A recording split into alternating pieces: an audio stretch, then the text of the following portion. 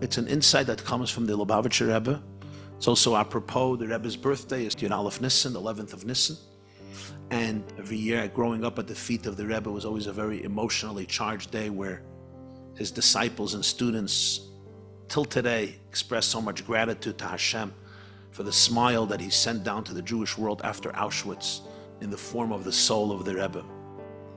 And on Pesach, after the second Seder, which ended around 1 o'clock, the Rebbe would come down to hold a Farbrengen. Imagine a Farbrengen starting like 1:30 in the morning, no food because it's after the Afikaiman, and the Rebbe went on for hours, deep discourses and talks about Pesach. So this is from the Farbrengen of the second night of Pesach, in the wee hours of the morning, Tafshin Chaf, 1960. The Rebbe spoke then about the middle matzah that we break. It's called yachatz, right? And we break it. And what do we do with it? We make sure not to break it evenly. We have a larger piece and a smaller piece. The smaller piece we leave at the Seder table. The larger piece we hide and we'll later retrieve it to eat the Afikaiman. Why is it that by yachatz we don't break the matzah evenly? Like do half and half, be fair, 50-50. And he gave a very powerful answer. He said, we all have a broken matzah, we break our matzah. The matzah that we leave on the table is a small piece of matzah. And what do we do with it? Right after yachatz, we do magid. What's magid? We start off, Hey lach ma'anya diachalu avasana ba'ara de Mitzrayim. This is the bread of poverty that our forefathers ate in the land of Egypt. It's bread of poverty, of exile. And that's the small piece of matzah. We say the entire Haggadah, the story of Mitzrayim, on this piece of matzah, the broken matzah called lechem oini. Hey lach ma'anya. What about the other piece of matzah that we hide? That we don't say the Haggadah on. That we retrieve later at the end of the meal for the Afikaiman. What's that about? Time of the Beis Hamikdash, they used to eat a carbon Pesach, a Passover offering, a sheep or a goat at the end of the Pesach meal. It was roasted, it was offered in the Beis Hamikdash, and then it was barbecued and roasted, and this was the staple, the highlight food of the Passover Seder.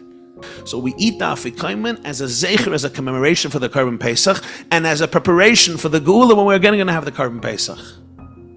So the Rebbe said as follows, in each of our lives, our broken matzah breaks into two pieces. One part is Helach Ma'anya.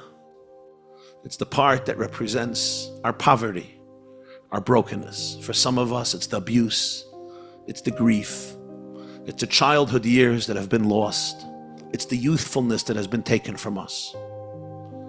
It's all of the pain and agony that each and every one of you had to deal with in your own way.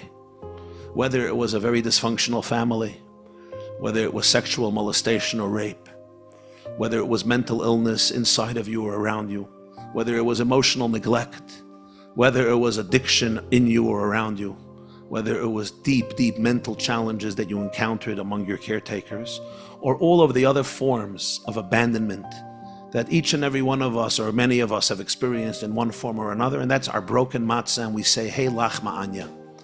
This is the bread of poverty that you and I ate in Egypt. And you look at it, and you expose it, and you say the whole Haggadah, you pay tribute to it, you honor it, you respect it,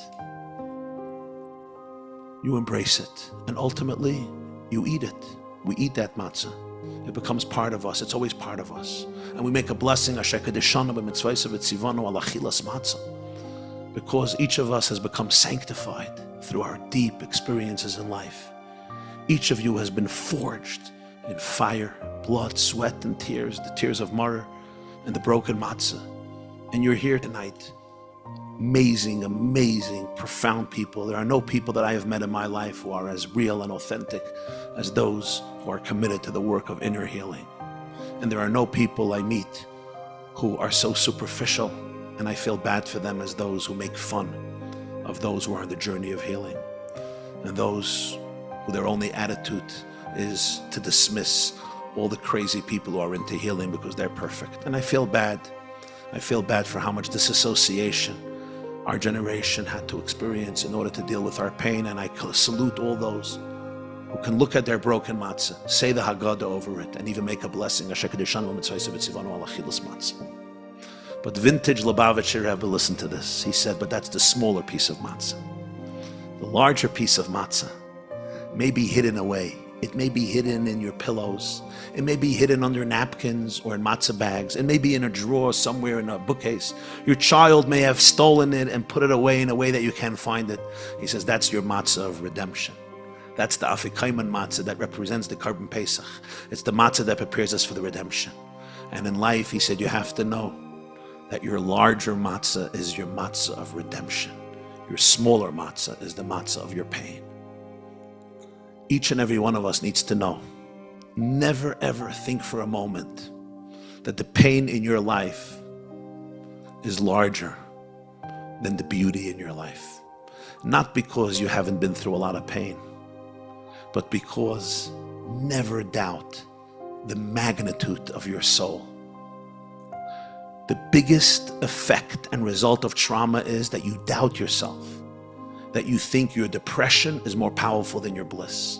You think that your ego, your insecurity, your fear, your mediocrity is what occupies the most space in your brain. Maybe, but that's the trauma voice. The real thing is, your redemptive power, your healing power, your beauty, your holiness is infinite. I want to tell you something. And I say this from a very deep place in my heart, and I hope you'll hear it the way I'm saying it. And that is, with all the pain you or I or anybody has experienced in life, with all the abuse, with all the agony, it's true, and you need to pay tribute to it. But if you put that in the presence of your holiness, if you put that pain in the presence of your greatness, of your magnitude, it's like an orange in the presence of Mount Everest. The problem is, the challenge is we don't know our greatness. Most of us don't know. Most of us, as a poet said, live lives of quiet desperation. We don't know the depth of our souls. You don't know how much holiness is radiating from you, but think for a moment. Could you even compare a chelik elekami mal mamish, a piece of God himself, to the painful, abusive messages that I tell myself about how stupid I am, or how nerdy I am, or what a loser I am, or how ugly I am, or what a layutzlachnik I am, or what a nerd I am? It's like comparing finite filth to divine infinity. So the Rebbe said, never forget, there's a small matzah of lachma anya, but your big matzah, it may be hidden away, but your matzah of redemption is so much larger, so much more powerful. And as you go through the Seder, you're going to retrieve it. And when you're going to retrieve it, you're going to bring that to the table. And that's how you're going to finish your Seder and declare L'Shana Haba B'Yerushalayim.